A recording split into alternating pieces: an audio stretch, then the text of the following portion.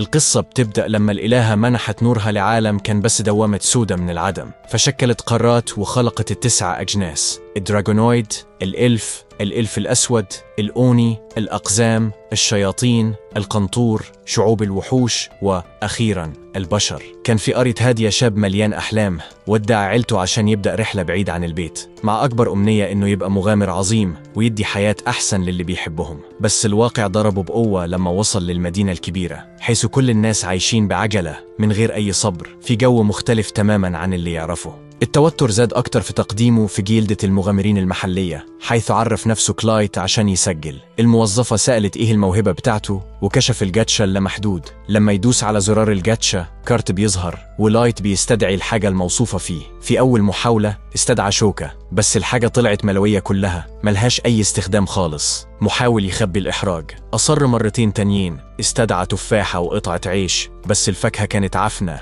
والعيش متعفن. الولد المسكين حاول يجادل إن الموهبة بتاعته عادة أحسن، بس الموظفة متشككة جدا ادته هوية كلاس اف الأقل في الجلدة من غير خيارات تانية. لايت قبل التصنيف وبخيط أمل سأل عن شغل متاح. الست أشارت لسبورة فيها أبسط المهام، بس جت ضربة تانية. معدل الأمية في المنطقة كان عالي جدا، ولايت ضحية تانية ما قدرش يقرأ كلمة واحدة. بعد تأكيد ده الموظفة أشارت لشغل يدوي أساسي زي جمع الحطب ونقل البضايع. رغم الأجر القليل بطلنا شمر واشتغل بكل قلبه، كرس جسمه وروحه عشان يعمل أحسن ما يقدر. مكافأته جت بالليل لما متعب استلم كيس صغير بعملات من قيمة قليلة قوي، لدرجة إنه حتى بعد يوم كامل شغل بالكاد يكفي يشتري وجبة محترمة. وعشان الوضع الصعب يبقى أسوأ، مجموعة من شعوب الوحوش قرروا يستفزوا الولد المسكين، وقعوه على الأرض وسرقوا فلوسه اللي تعب عليها. فوق ده الناس حواليه شهدوا المشهد وتصرفوا بلنبلاه تامة، بعضهم حتى قال له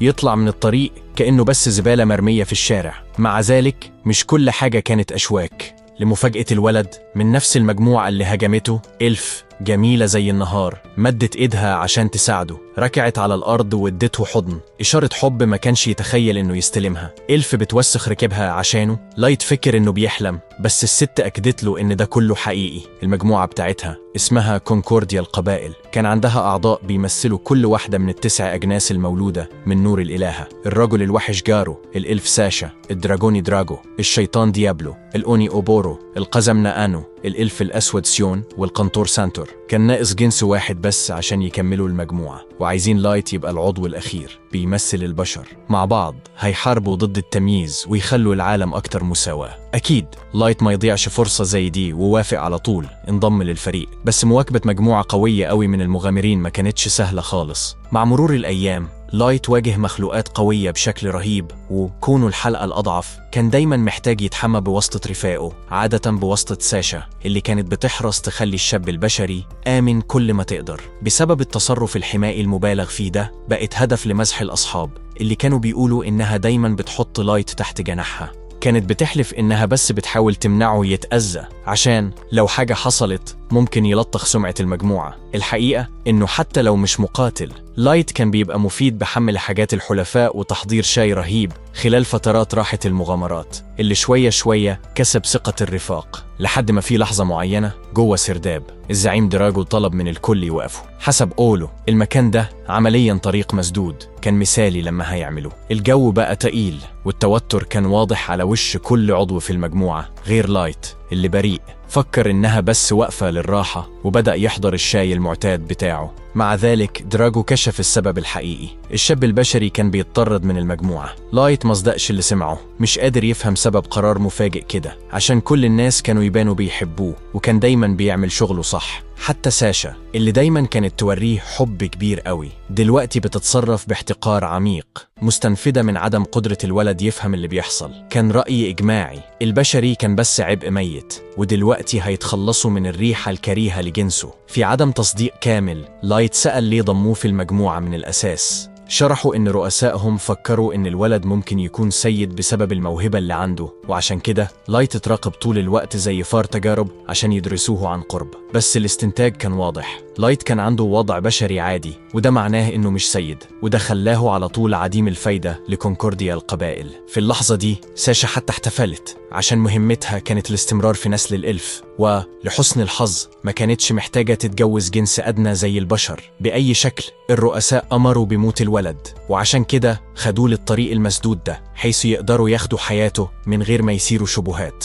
عشان ينفذ الأمر، الرجل الوحش جاره وري مخالبه الصلب اللي هتتستخدم عشان يمزق الهدف البريء بضربة مباشرة في وش لايت. الدم بدأ ينزل، وفي اللحظة دي الولد اتأكد إنهم فعلا هيقتلوه هناك ودلوقتي. غريزة البقاء البشرية خلته يجري بيأس على حياته، وساعتها ساشا رمت سهم ثقب رجله بعنف قطع هروبه وخلاه مستسلم تماما للموت. من غير ما يستسلم، لايت زحف على الأرض بينما جاره بيقرب. كل ثانية بتعدي وهو بيعيط. الولد كان بيصرخ إنه مش عايز يموت، بس إظهار الضعف ده بس زاد رغبة الراجل الوحش إنه يخلص منه. وبضربة من القدر، لايت ضرب الجاكبوت لما شغل بالصدفة فخ نقل فضائي على الأرض. عدوه حتى حاول يمنعه، بس لايت قدر يهرب بنجاح، ودلوقتي كان آمن، أو على الأقل لحد دلوقتي. على ما يبان، المكان اللي خلص فيه كان في أعماق السرداب، حيث مخلوقات قوية بشكل لا يصدق أكيد بتتربص جاهزة تظهر في أي لحظة. عارف إنه هيموت، لايت عيط وودع عيلته في أفكاره عشان مش هيبقى عنده فرصة يعمل ده شخصيا.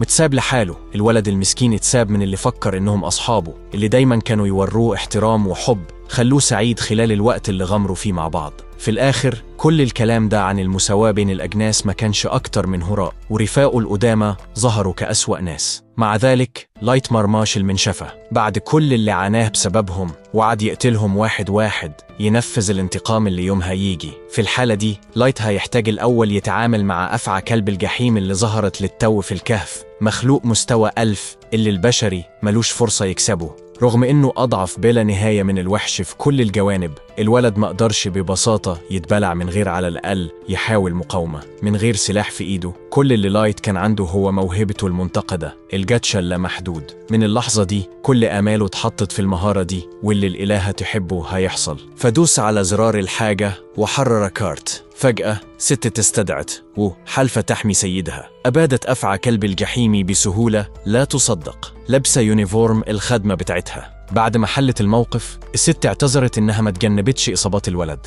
بس بأي شكل قدرت تعالج كل الجروح اللي عاناها، حتى بتاعت السهم في الرجل. ببساطة حطت إيدها قريب من جسمه وحررت طاقة خضرة هادية. دايما بتتكلم برسمية غريبة مليانة كلمات صعبة. الخادمة سألت لو سيدها يقدر يكشف اسمه. لما عرفت إنه لايت، بدأت تناديه اللورد لايت وبدورها، وعادت تخدمه في أي ظرف حتى لو اضطرت تضحي بحياتها. حلفت ولاء أبدي وغير مشروط. الشخصية الغامضة قدمت نفسها كمي خادمة وكارت نادرة جدا، مستوى 9999، مستدعاة بموهبة لايت الجاتشا اللامحدود. وبعدين مي استخدمت تقنية التقييم بتاعتها عشان تحلل وضع الشاب. شافت طبقات كتيرة من الأفل، وإمكانية كانت عارفة إن سيدها عنده عشان عينيها الخبيرة بتشوف أبعد بكتير مما الرؤية العادية تقدر توصله. حسب الخدمة، الجاتشا اللامحدود كان بعيد إنه يكون عديم الفايدة. الحقيقة دي كانت إنه مهما كان اللي الكل بيفكر فيه، الموهبة دي كان عندها حيلة قليل اللي يعرفوها. قوتها كانت متأثرة بتدفق المانا للمكان حيث الحاجة بتتشغل. كل ما التدفق أكبر وأقوى، كل ما قوة الجاتشا أكبر. في الحالة دي زي ما كان واضح، مي قدرت تستدعى بس عشان لايت خلص في أعماق السرداب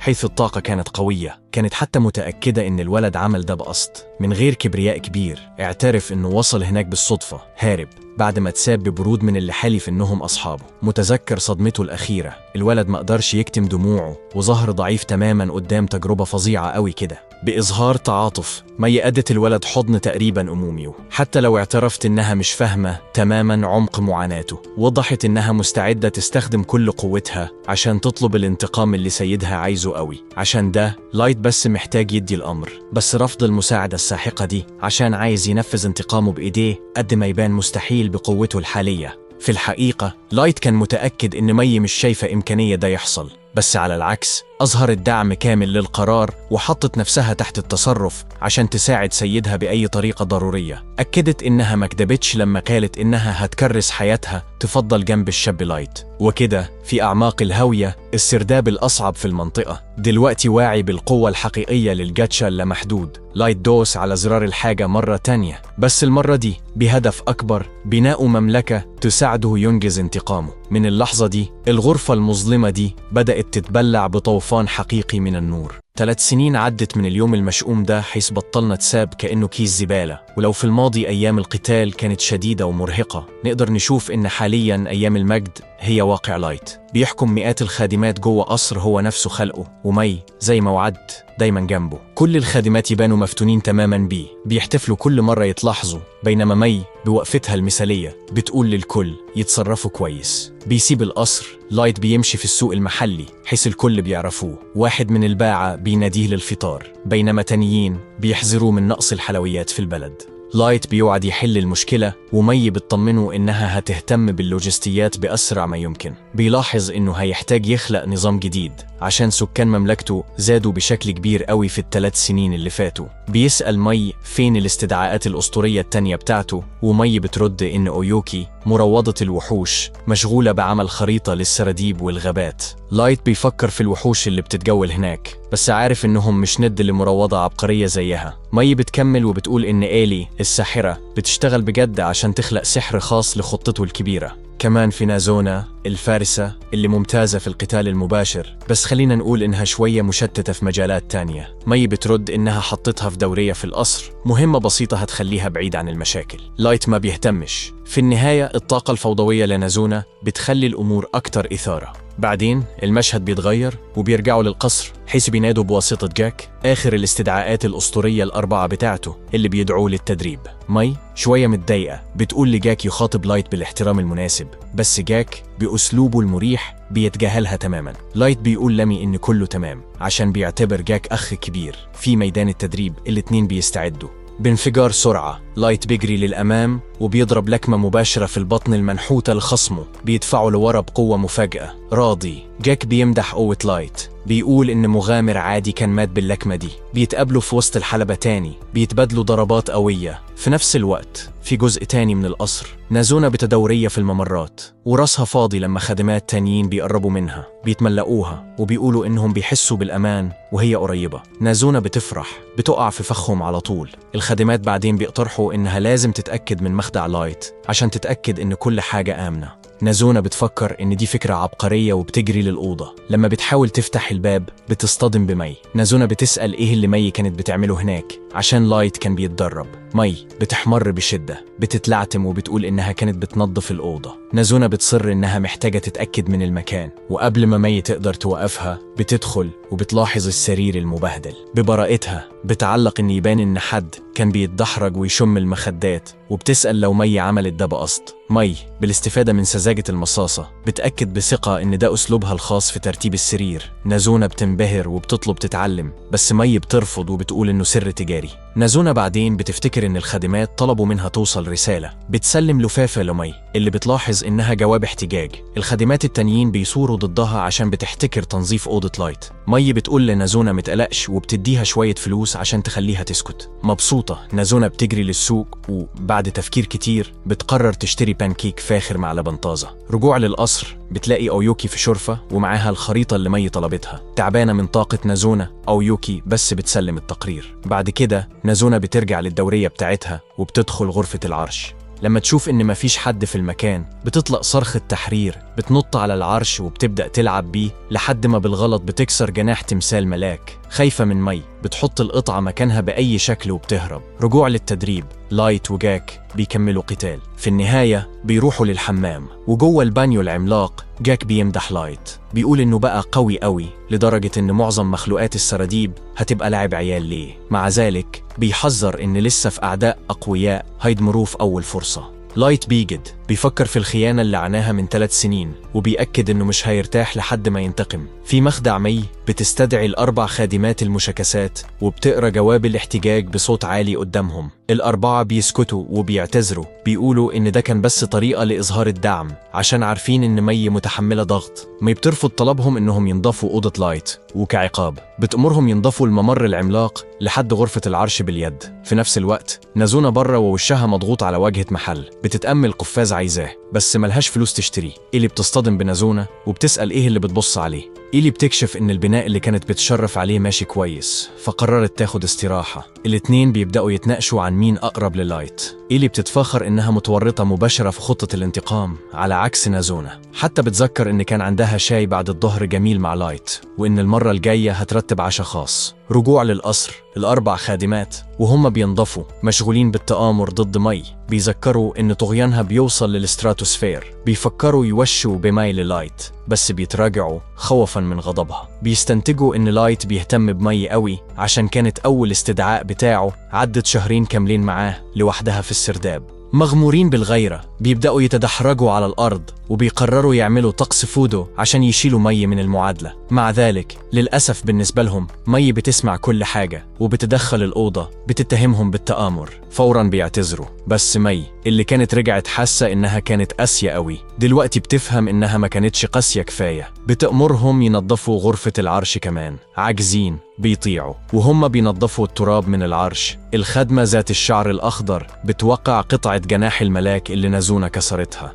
الخادمات بيتخضوا، بيفكروا إن ده ذنبهم وبيتخيلوا إيه اللي مي هتعمله فيهم. في الصبح التاني لايت بيدخل السرداب وبيلاقي نازونا، إيلي وأويوكي مستنيين خلاص. بيقولهم صباح الخير، بينما نازونا وإيلي فوراً بيبدأوا يتخانقوا. فجأة وحش بيظهر من الظلال ولايت بيتجمد، كلب جحيم زي اللي شافه في اليوم المشؤوم ده لما اتساب عشان يتقتل. عارف إنه أقوى بكتير دلوقتي، بس صدمة اليوم ده لسه بتطرده. دمه بيتجمد من رؤية المخلوق بس. مع ذلك مجموعته ما بيحسوش بخوف، بالعكس بيغضبوا لما يشوفوا إن الوحش ضايق لايت. نازونا بتستعد تقطعه لقطع صغيرة، اللي بتطلب إذن تستأصل فصيلة كلاب الجحيم كلها من العالم. وأويوكي بتتساءل لو تقدر تلاقي الجحيم نفسه بس عشان ترمي الوحش في أعمق حفره. هلتهم بس بتبعت الوحش يعيط لورا، فاهم قد إيه متفوق عليه. مع ذلك لايت بيهدي مجموعته، بياخد نفس عميق، بيستعيد هدوءه، وببطء بيقرب من الوحش، بيدي طبطبة على راسه. عارف إنه حتى لو أمر كمزحة، استدعاءاته الأسطورية فعلا هيقضوا على الفصيلة كلها. بعدين بيلف ليهم ببريق جديد في عينيه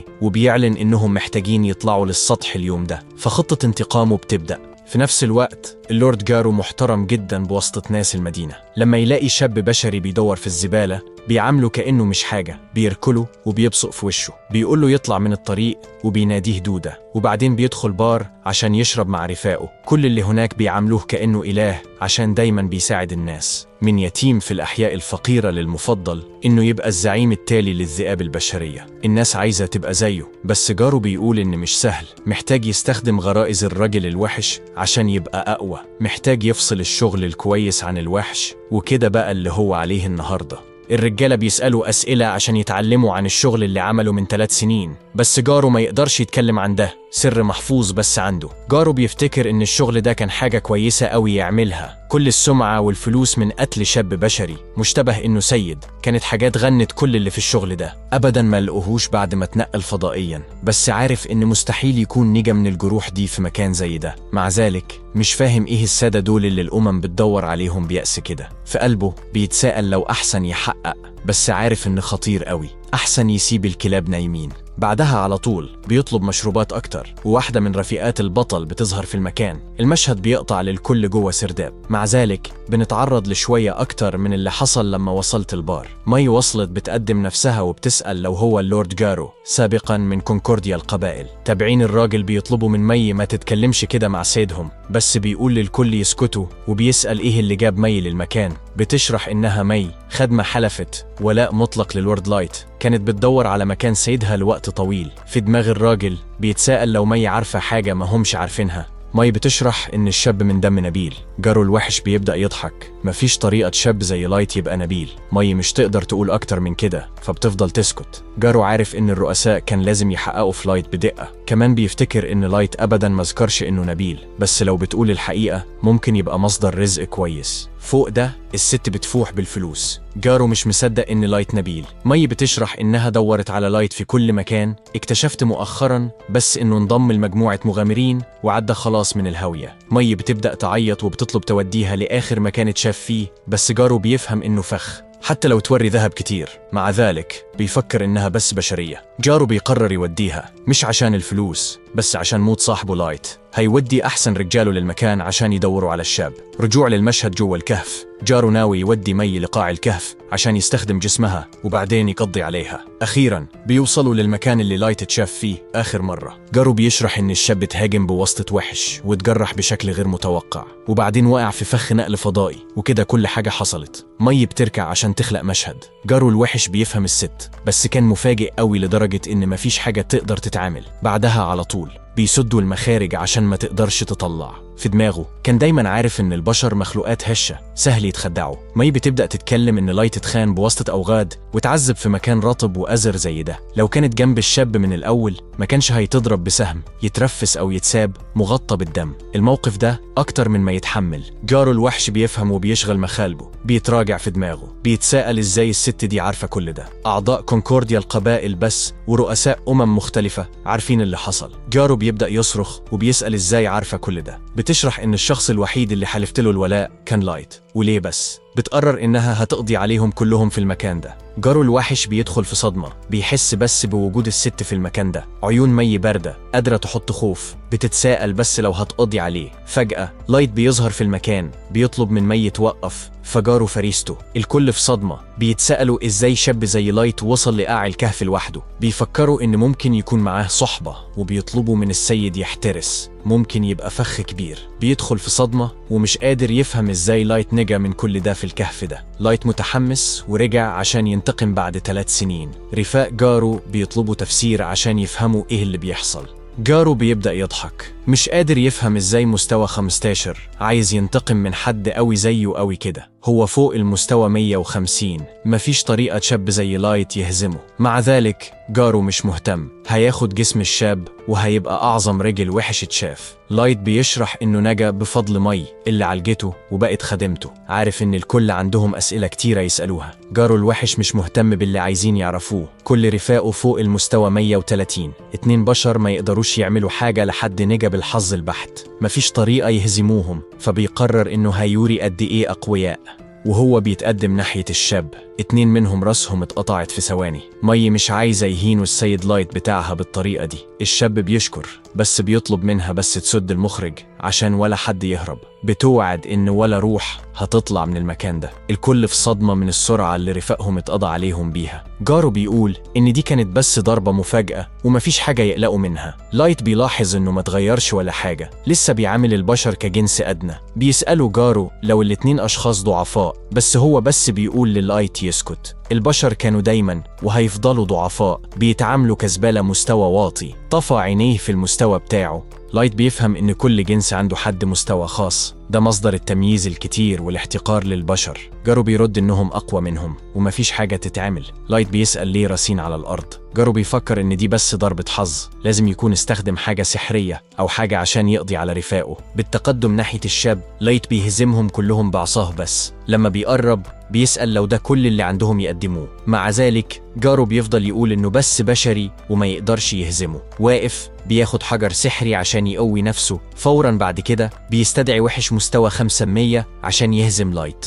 الشاب بيفكر إن ده كله مضيعة وقت، وحوش مستوى 500 مخلوقات ضعيفة جدا. جارو بيفكر إنه لازم يكون مجنون. بيطالب يتوسل لحياته زي ما عمل من 3 سنين. لايت بيقرر إنه مش هيخطو خطوة واحدة عشان يهزم الوحش أو أي حد من الرفاق. جارو بيزعل أكتر وبيفكر إن الشاب يقدر بس يكون أهبل ولا عظمة هتفضل لما ده يخلص. وبعدين الوحش بيشن هجوم ضد لايت. جارو منفعل، فاكر إن لايت هيتقضى عليه. مع ذلك لايت ما بيحركش عضلة وبينجح يوقف الضربة بسهولة فائقة. لايت بيسأل لو ملوش حياء إنه يشن هجوم بس عشان يرفع تراب ويوسخ هدومه. جارو بيدخل في صدمة إنه حتى ما حسسهوش بحاجة. كل الذئاب البشرية في صدمة إن لايت قدر يصد هجوم زي ده. لايت بيقرر إن دلوقتي دوره يهاجم، مش قادر يفهم إزاي حد يقدر ينادي كلب ضال زي ده خطير. بيقرر يوري خطر حقيقي باستدعاء وحش. كل الذئاب البشرية بيدخلوا في صدمة. لايت بيأمر إنه يحط الكلب الضال ده على الأرض.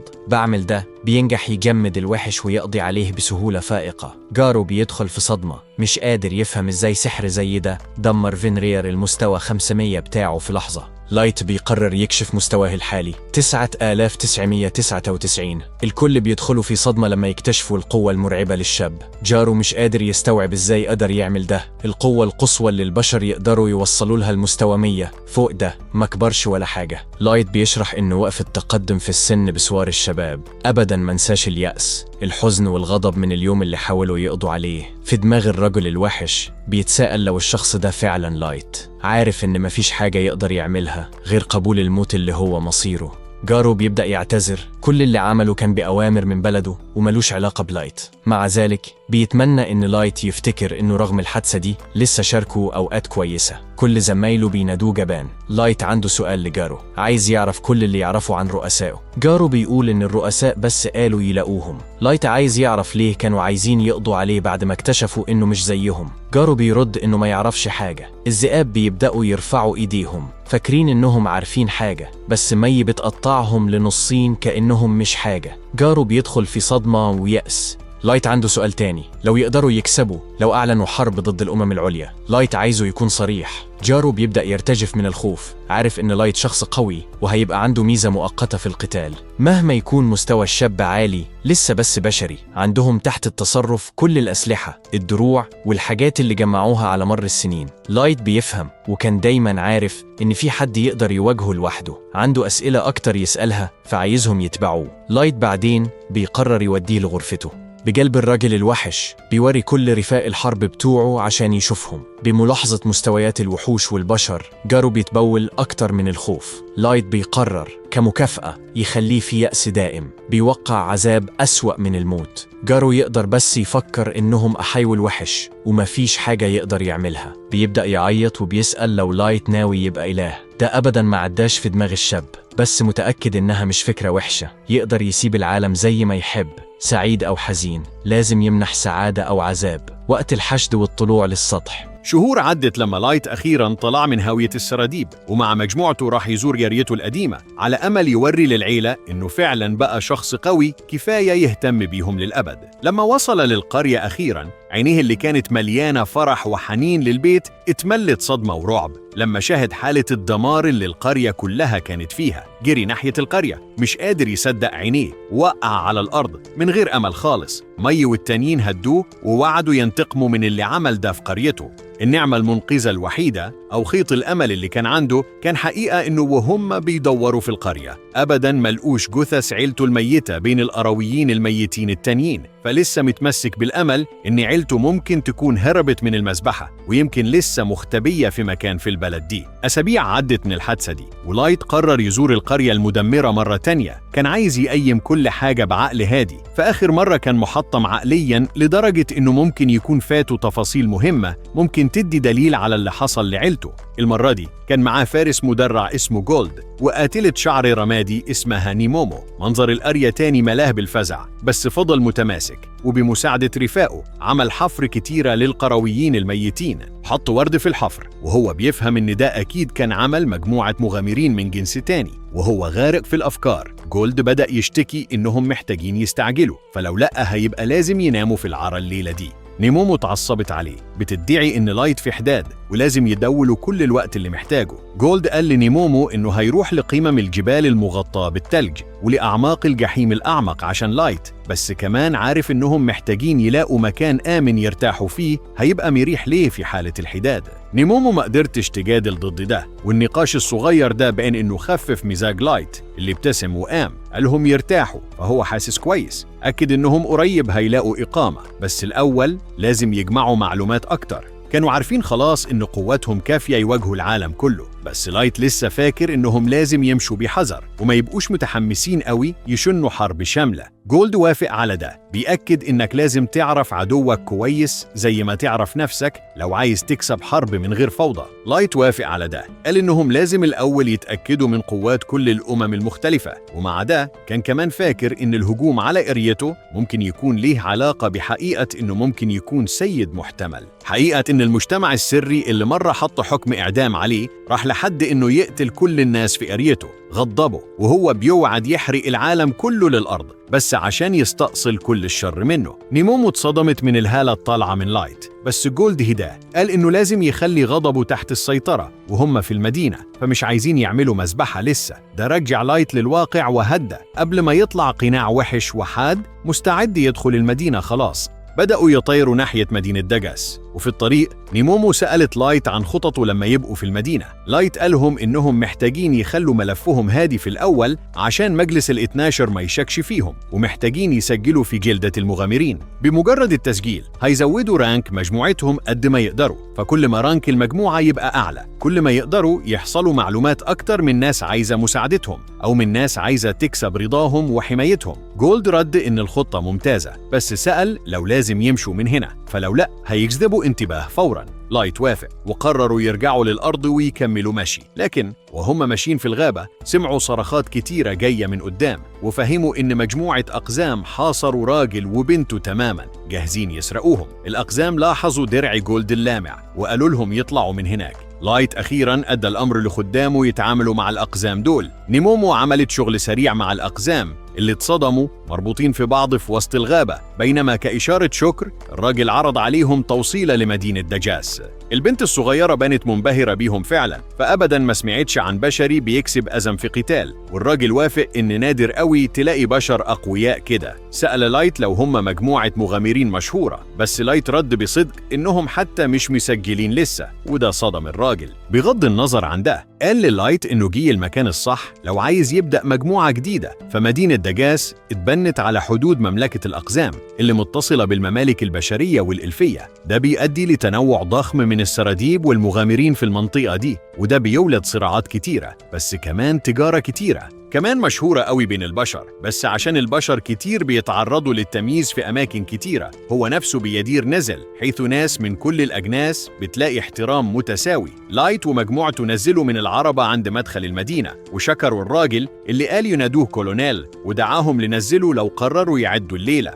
بمجرد دخول المدينة بدأوا يمتصوا كل الصخب والبريق بمحلات في كل ركن بتبيع أسلحة ودروع، بينما مطارق بتنور الشوارع بأقزام بيصنعوا سيوف ودروع. بعد امتصاص روعة المدينة راحوا لجلدة المغامرين حيث دخلوا صالة كبيرة مليانة ناس متجمعين حوالين لوحات المهام، ولايت لاحظ إن مغامرين بشر كتير كمان بقوا موجودين هناك، بس العنصرية لسه بانت موجودة حتى هناك، فكانوا بيفتحوا طريق للمغامرين من أجناس تانية. لحد دلوقتي لايت قرر يتجاهل ده وراح على طول لبار التسجيل حيث استلموا رانك اف. نيمومو اتغاظت من ده، قالت للست في البار إنها محتاجة تصلح موقفها لو مش عايزة حد يصلحه ليها.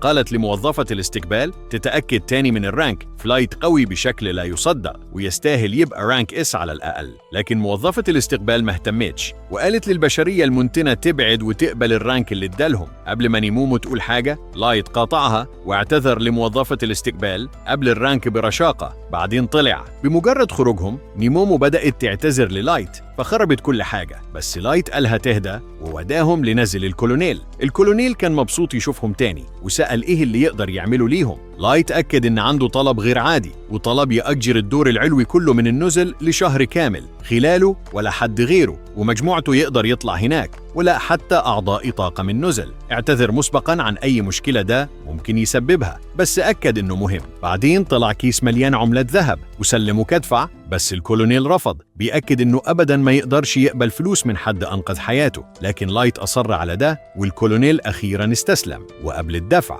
بمجرد الوصول للدور العلوي لايت استخدم حواجز سحرية مختلفة عشان يضمن إنهم هيبقوا محميين من النظرات الفضولية، وشال قناعه وعباءته وهو بيرتاح. نيمومو قالت للايت تاني إنه كان لازم يفضل ورا ويسيبها هي، وجولد يهتموا بجمع كل المعلومات اللي عايزها. فحتى لو لايت قوي فعلا أبدا مش وحش ياخد احتياطات. ده ضايق لايت قوي اللي قام من مكانه بيسأل لو نيمومو عايزة تحرمه من انتقامه عشان تمنعه يجيب للعدالة الناس اللي دمروا قريته وعيلته. نفس هالة الموت والدمار رجعت له، خوفت نيمومو اللي فوراً ركعت على الأرض بتتوسل للمغفرة، بتأكد إنها أبداً ما قصدتش تهينه. لايت أخيراً هدى واعتذر لنيمومو، فكان عارف إنها بس عايزاه يبقى آمن. في الصبح التالي استعدوا أخيراً يدخلوا السراديب، فلبسوا بشكل مناسب ودخلوا في طابور طويل بيودي لبوابات السراديب الأمامية. وهم في الطابور الطويل 3 شخصيات مقنعة قطعوا الطابور قدام مجموعة مغامرين بشر صغيرين. بس من الثقة اللي قطعوا بيها الطابور، لايت كان عارف خلاص إن المغامرين دول بينتموا لجنس تاني. بس بينما كل المجموعات البشرية التانية كانت خايفة، لايت قال للرجال المقنعين يرجعوا للطابور زي كل الناس. واحد من الشباب المقنعين اتلفت بغضب وذهول، مفاجئ بحقيقة إن بشري جرؤ يتكلم قدامه. لايت قال له إنه لو بينتمي لعيلة نبيلة على الأرجح مش عايز يعمل مشهد. بس الشاب المقنع بان عنده مشاكل غضب خاصة بيه، فاستعد يشهر سلاحه. بس الشاب التاني في مجموعته وقفوا وقريب انسحبوا من الطابور. بس وهم راجعين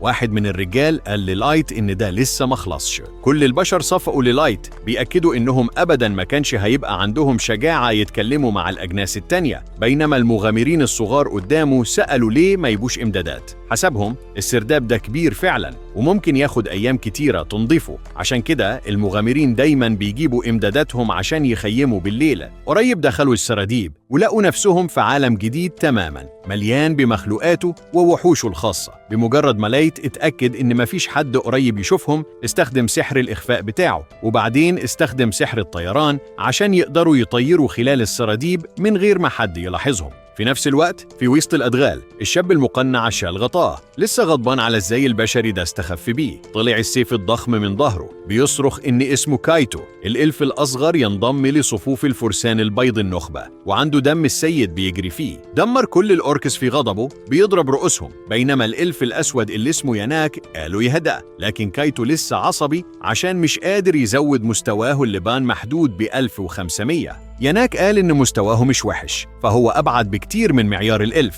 بس كايتو ما كانش راضي عن ده ووعد نفسه إنه هيتجاوز المستوى ده مهما كلف. رجوع للدور الثالث، لايت ومجموعته نظفوا الدور ده كمان خلاص وقرروا يختموا اليوم. جمعوا كل الأحجار السحرية كدليل إنهم نظفوا المستوى. بمجرد ما كان عندهم كل حاجة قرروا يرجعوا للسطح بيمتصوا جمال السرداب ده. فهموا إنه من غير مهارة الطيران كان هياخد وقت طويل بس عشان يروحوا من دور لدور، بس بفضل مهاراتهم قدروا ينظفوا أدوار كتيرة في يوم واحد. وهم راجعين لاحظوا المغامرين الصغار بيواجهوا مجموعة جوبلينز. لايت قرر يراقبهم وهم نجحوا يقتلوا الكل بشغل جماعي كويس. بس لايت فوراً نزل وقتل ثعبان شجيرة كان بيزحف للبنت الساحرة في الخلف. لايت قال للمغامرين الصغار إنهم ما يركزوش قوي على العدو قدامهم ودايماً يبقوا منتبهين للمحيط، والصغار شكروه على مساعدته. فجأة مجموعة ذئاب طلعت من الغابة. المغامرين خافوا وحبوا يهربوا، بس لمفاجأتهم الذئاب ما هجمتش وببساطة هربت. بس كل أسئلتهم اتردت لما فرس نبي ضخم طلع من الغابة